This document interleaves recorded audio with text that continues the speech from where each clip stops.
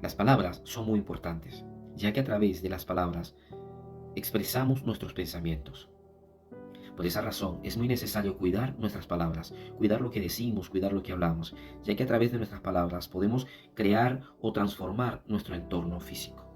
En todas las culturas orientales, tanto en el hinduismo, el judaísmo y el cristianismo que nace del judaísmo, se le ha dado una gran predominancia en sus enseñanzas a la importancia de la palabra. Vemos en el judaísmo se le dice davar y en el griego en el que se escribió el Nuevo Testamento del cristianismo se le dice el logos. Y los filósofos griegos hablaban de que la existencia del mundo fue posible gracias al logos, a la palabra creativa. También vemos en el Bereshit, en el libro de Génesis de la Biblia, el primer libro de la Biblia, donde la palabra fue de gran importancia, fue muy importante para la creación de todas las especies y todas las cosas que fueron creadas.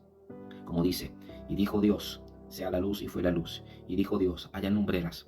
Ese decir o ese verbo creativo fue el que iba dándole forma a cada una de las cosas y de los sujetos, de las cosas y de los seres vivos que fueron traídos a la existencia. También en el Nuevo Testamento, en el libro de Juan, en el capítulo 1 dice, en el principio era el verbo estaba con Dios y el verbo era Dios.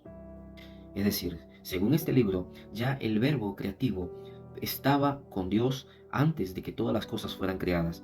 No es una revelación lo que está allí, ya era algo que estaba escrito en los antiguos escritos de los profetas y en los escritos en la Torá, y no solamente en la Torá, sino que más sorpresivamente en los escritos de los rishis de la India, que fueron escritos 2000 años antes de la escritura del primer libro de la ley de Moisés y 3000 años antes de la escritura del primer evangelio del Nuevo Testamento. La palabra cósmica vibratoria, Vat, estaba junto al Padre Creador, Prajapati, en el principio de la creación.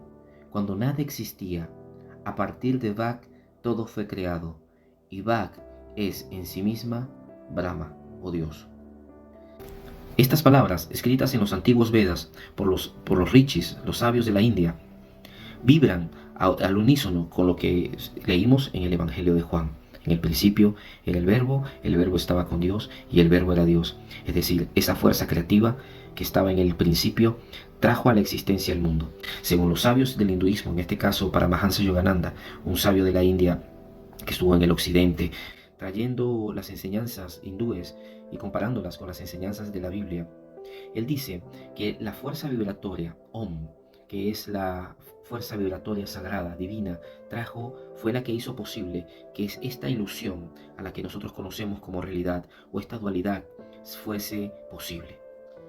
Ya que Dios, al ser infinito, eterno, omnisciente, omnipotente, no podría traer a la existencia nada que no fuese eterno. Por esa razón, necesitaba la palabra o la fuerza vibratoria creativa para hacer posible esta ilusión que nosotros conocemos como realidad, es decir, esta dualidad de bueno y malo, blanco y negro. Según Paramahansa Yogananda, esta vibración inteligente de Dios, es decir, la palabra, fue la que hizo posible que esta existencia dual se hiciese posible a través de la ilusión o maya.